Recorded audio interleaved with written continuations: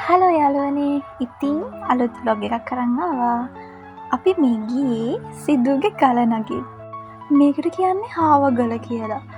අපි හැම පාරම නිවාඩුවට ගියාම ওই ගල නගින්න යනවා. ඒතර මේ පාරත් අපි ගියා. මේකේ විශේෂත්වය තමයි මේක හවස් වෙනකොට හරිම ලස්සනයි. උදේටත් මාර ලස්සනයි. හැබැයි අපි හවස 3ට විතර තමයි ඔය යන්නේ.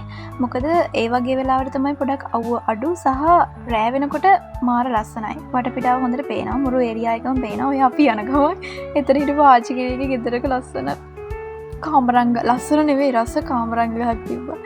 මේ අපි ඒකෙන් කිරි දෙක තුනකුත් කඩාගෙන ඔය ආච්චිටත් කියලා ඔන්න දැන් යන්න පටන් අරගෙන ටික දුරක් යන ගමන් ඉන්නේ. කන්න ගත්තේ හරි ආසාවෙන් හැබැයි හරි ඇඹුල් ළමයි. කොහමරි එකත් කෑවර පේන්නේ ලස්සනයි. ඔයාලට මේ පේනකොට චූටි වුණාට ඒක මාර ලොකුයි මාර ලොකු ඒරියා එක තියෙන එකක්. පට්ට ලස්සනයි. උඩට ගියාම තමයි ඒක තේරෙන්නේ.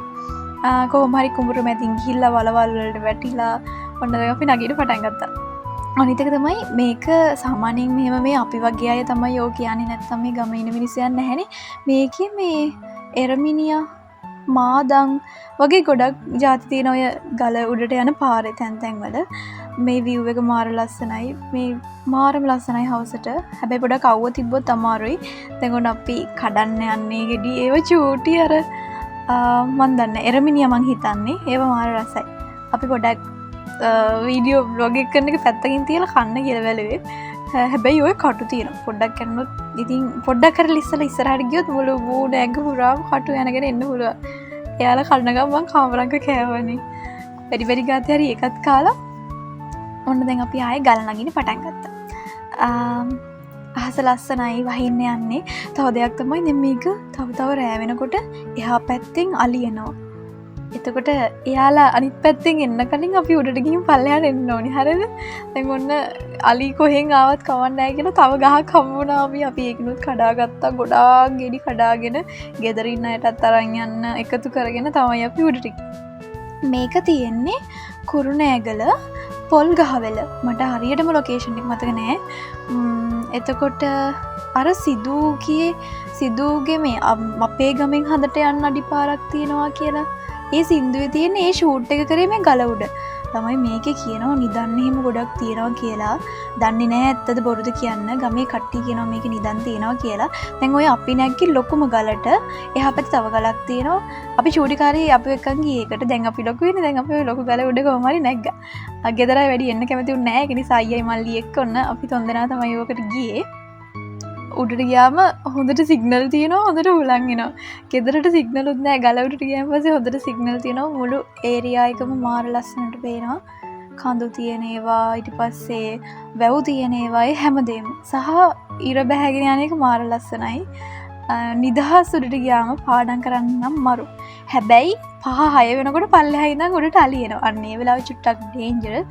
අපි ඉතින් මං හිතන්නේ අපි ගියේ 3ට විතර. එන්න අනිත් පැත්තට දුවන්න බලන් තමයි ගියේ. කොහොම හරි අපි ඒ උඩට ගිහිල්ලා පොඩ්ඩක් නිදහසේ ඉඳලා පොඩි chat එකක් දාලා ලස්සන ෆොටෝස් ටිකකුත් ගහගෙන පස්සර අපි කඩපු දේවලුත් කාලා ගෙදර අරන් යන්නත් එකතු කරගෙන මේ ඊට පස්සේ අපි නිකන් ඉනගම තව දෙයක් මං හිතන්නේ මේකට කපල්ස් එහෙම ඇවිල්ලා පොඩ්ඩක් ඔර ආදර මතක සටහන් එකතු කරලා ගිහින් තිබ්බ තැන් තැන් වල මේ එන් දන එම් ඔය වගේ අකුරු ගහලා මේ තිබුණ තැන් තැන් වල තව ළමයි මේක වැහි කාලට එහෙම මේක උඩ වලවල් හැදිලා තියෙනවා. ඒ වගේ වතුර පිරෙනවා. ඒ වගේ මාළු ඉන්නවා. ලස්සන මේ කියන්නේ පොන්ඩ් හැදිලා තියෙනවා. ඒව ලස්සනයි. හැබැයි අපි යනකොට නම් ගොඩක් තිබුණ නැහැ මේ පාර. කලින් පාරවල නම් තිබුණා. ඉතින් කොහොම හරි ඒවත් බලලා පොඩ්ඩක් ලස්සන ෆොටෝස් ටිකත් ගහගෙන අන්තිමට ඉතින් අපි යන්න තමයි ලෑස්ති උනේ. ඒ උනේ මේ අපිට ගෙදරින් කෝල් 4-5ක් ආව දැන් දැන් ඇති එහා පැත්තෙන් එනවා ඇති කට්ටිය කියලා. ඒක නිසා ඉතින් අපි බැරි ගාතේ යන්න හිතෙන්නේ නැහැ ළමයි. ඒතරම් මාර ලස්සනයි. ෆොටෝස් වලට මට ගන්න විදිහක් නැහැ. මොකද මගේ ෆෝන් එක ලොකු ක්වොලිටි ෆෝන් එකක් නෙවෙයි. ඔය පේනට වඩා මාර ලස්සනයි. ඉතින් කොහොම හරි අපි අනිත් පැත්තට යන්න ලෑස්ති වුණා. මම දැන් අම්මලාගෙන් බැනුමුත් අහලා කොහොම හරි කමක් නැහැ කියලා අපි යන්නේ.